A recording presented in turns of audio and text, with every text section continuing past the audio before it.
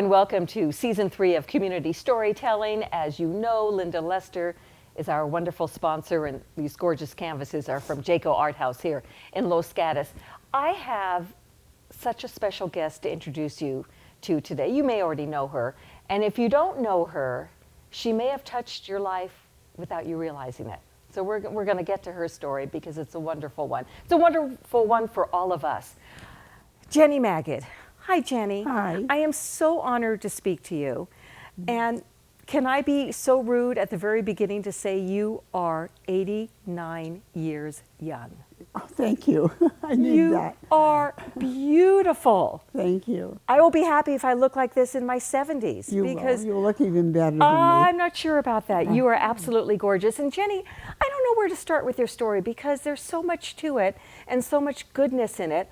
But I do think we have to go back in time to 40 plus years ago when you lost your husband, who many, I hate to use the word old timers, but many people who were here 40 plus years ago are no longer here. But their families may have known your husband. Yes, this is true.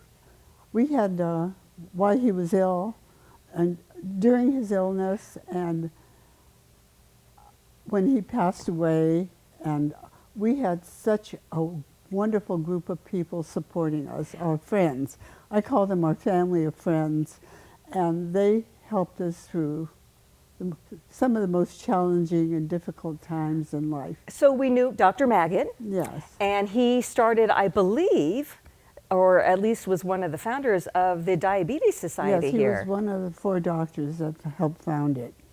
Amazing. And then he also helped found, they had a children's camp in the summertime, and he would get physicians to go along with him there to work with the children and see that they remained healthy. So you lost him, what year was that? In 1975. And you had 3 little ones. I had 3 young children. 2 sons and a daughter.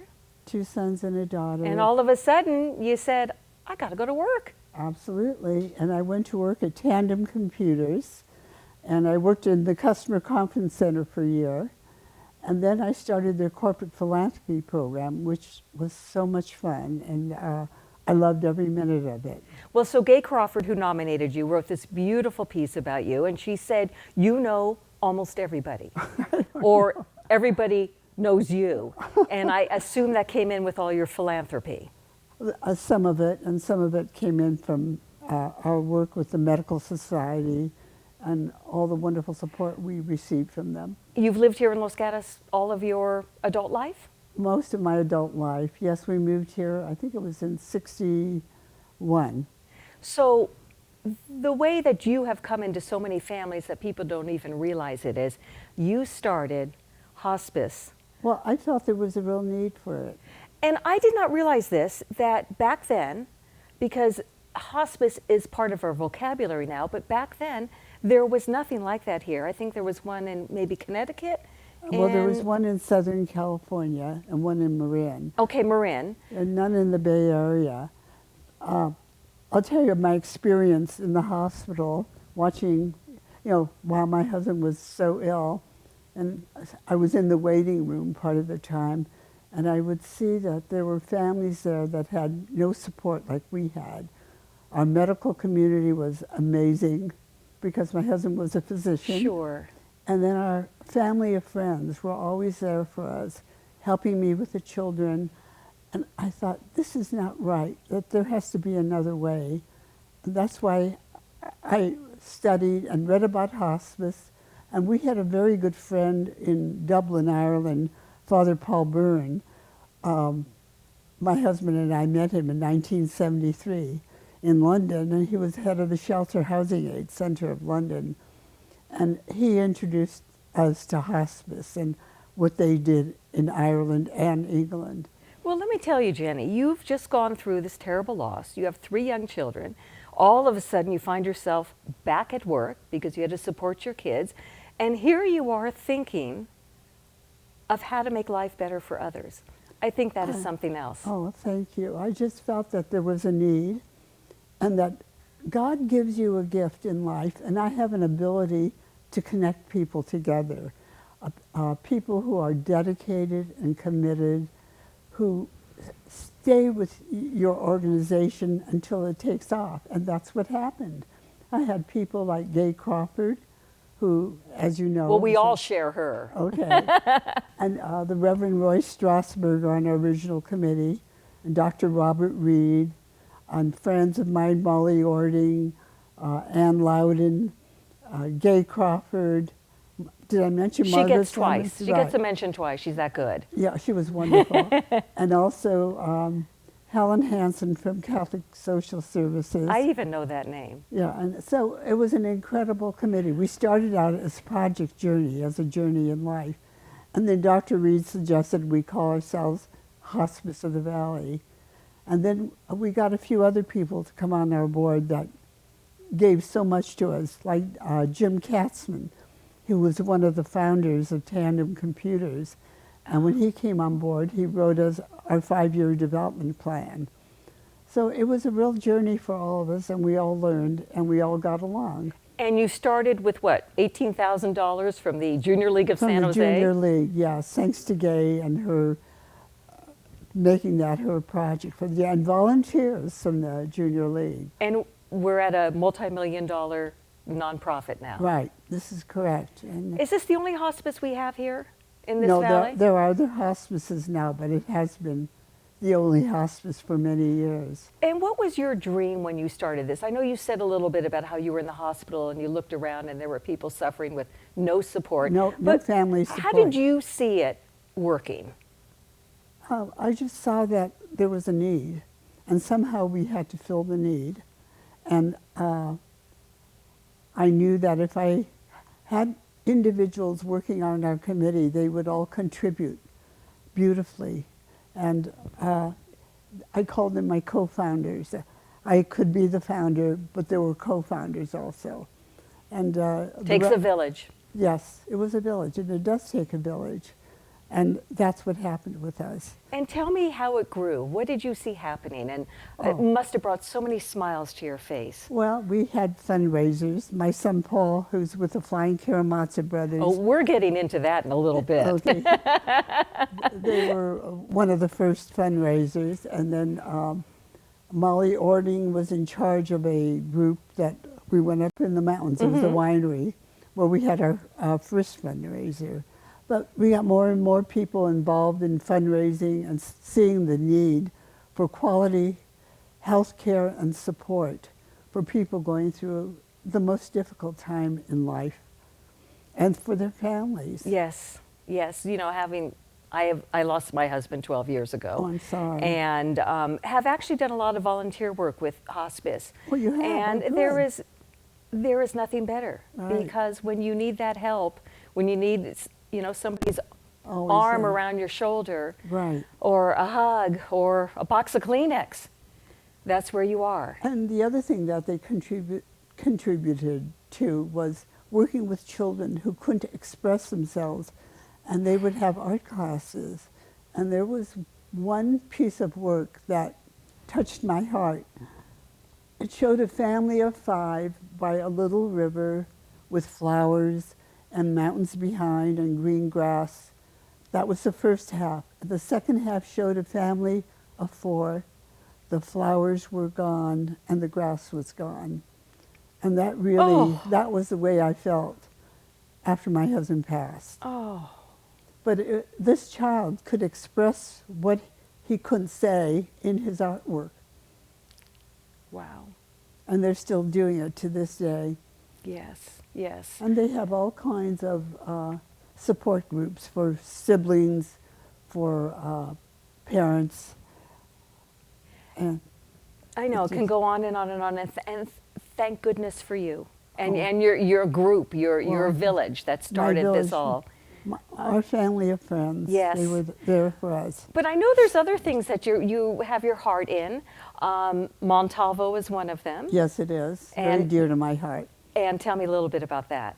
Oh, well, I'm on the history and library committee, and we get books from the time of Senator Phelan's time when he was there, help with fundraisers, and it's just a wonderful group of people from Saratoga and Los Gatos who work together to see that the history of Montalvo is there for everybody who's just moved to the area or who has lived here for a time, that they could acknowledge all the good that Montalvo has done over the years. Yes. Anything else near and dear? Pardon me? Anything else near and dear to you? Before we get to the family, because there's some interesting stories behind your family. Well, my whole time after my husband died was taken up with hospice. And you know, you never married. Your husband's been gone No, so long. no. And look at you. Well, it was a choice I made that my children came first, and they were suffering a great deal. Yeah, I'm sure. And I also had a job that I had to dedicate a lot of time to in the area of corporate philanthropy, and then also my dedication to hospice. And seeing the need that was there. You are an amazing lady. I don't know if I'm amazing, Well, but you are. I just felt a need.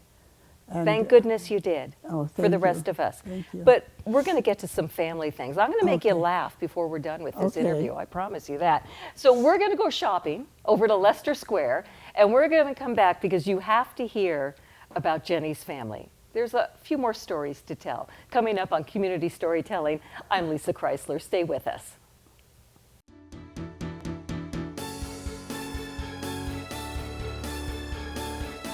Hi, it's Lissa Kreisler. I'm at Leicester Square right here at the corner of Blossom Hill Road and Los Gatos Boulevard.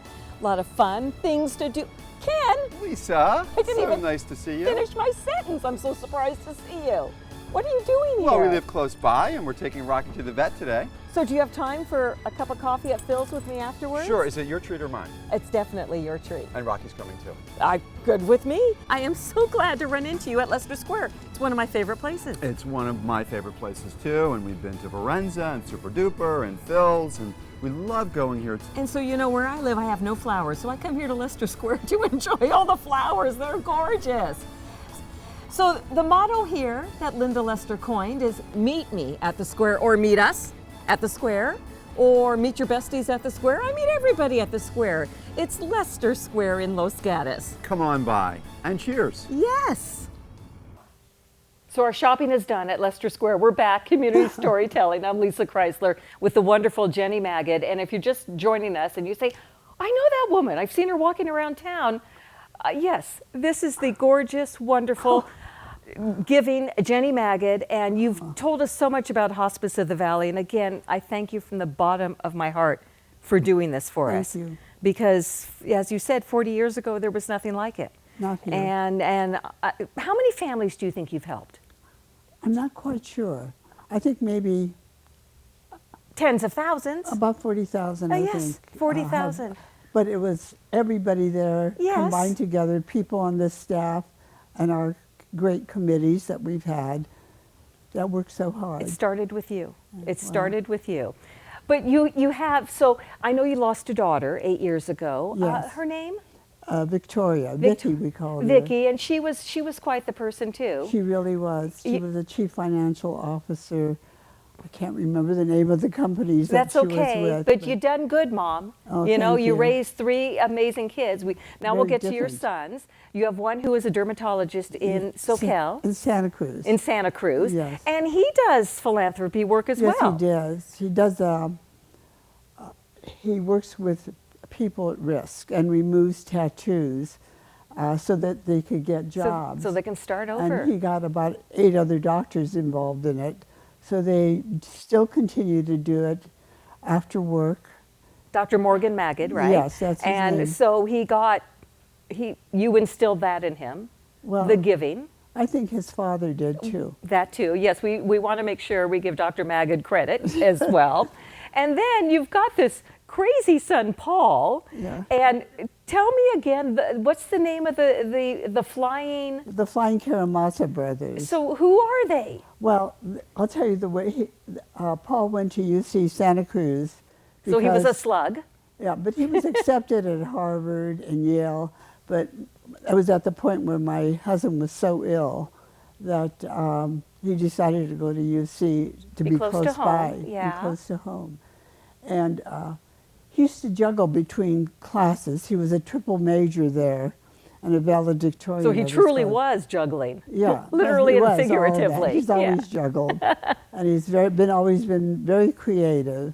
And one summer, he and the group that was with him at Santa Cruz were hitchhiking, and somebody picked them up. And Paul was reading The Brothers Karamazov. So the woman who picked him up asked him, "What is the name of your group?"